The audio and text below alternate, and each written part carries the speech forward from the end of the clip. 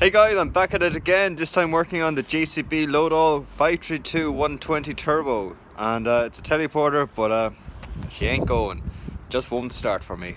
And yeah, I guess this video is working out why it doesn't start. I think it's a fuel problem. Okay, so in this video I didn't actually record anything because my hands were covered in oil and diesel and it was just a horrible day and I just didn't want to record. But this is just a reenactment of how I got the loader fixed. Okay, let's give it a go.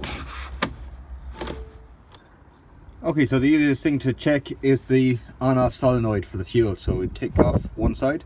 If I just tap on it, you can hear the solenoid clicking on and off.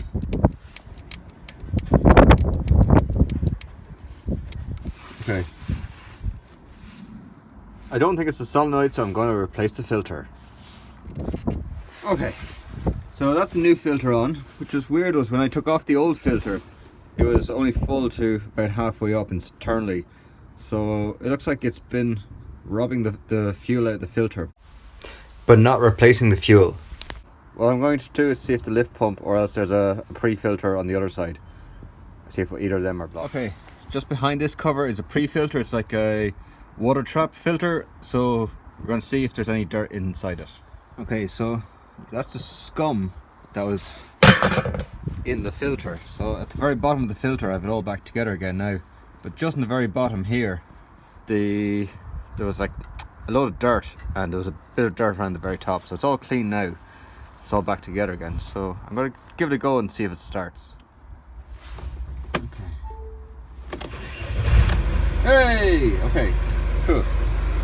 Starting anyway. But for how long? Okay, it's after cutting out on me again. I thought it was fixed, but okay, we'll have another go, I suppose. Okay, we're back at the engine again, and way off down there, kind of just where the tip of my fingernail is, that there is the lift pump. So thanks JCB for putting it underneath a really hot turbo, because I've run out of fuel before and you have to put your hand in or the hot exhaust, hot turbo to pump diesel up. So anyway, that's what I was doing, and what I did was, on top of your fuel filter here, that's your bleed. There for your injector pump. These two at the back then here, this is your main feed in, and the other one is, you can kind of just see the tip of it just there. That's to help start on your cold start. So that actually puts fuel into your air manifold. So that's what that pipe there is. So that one's not important, it's this one here. It even says in, so it's number 3. So what I did was, I took this one off, got a bit of see-through pipe and just plumbed it up. I got a little bit of diesel and put diesel into the pipe, and then reached around down here where the fuel pump is and manually just pumped, because I wanted to know if this pipe here, between here or between the filter say and the lift pump, if it was blocked or if the pump was even working. And when I pumped it, you could see it gurgling here, and it did actually shoot up a little bit of diesel. So I think the pump is working. Now that doesn't mean it's not working, but I'm pretty sure it is working, and I don't really want to go near it because it's so awkward to get at. And if I do have to get at it, what my thinking is just cut a hole here into the plate. You can see I've marked out a square. This is where I'm thinking of cutting it and getting in at the lift pump, which is, I don't know if you can even see it from here, it's way off down there. It's the most awkward place they can put it, off down there. Anyway, so I think so far the pump is working. This pipe is not blocked. The filter's not blocked. The pre-filter on the far side, that's a water trap as well, it's not blocked. Yeah. Okay, so we're back at the driver's side, or the cab side I suppose. And way off in there, above that red pipe, see it just here.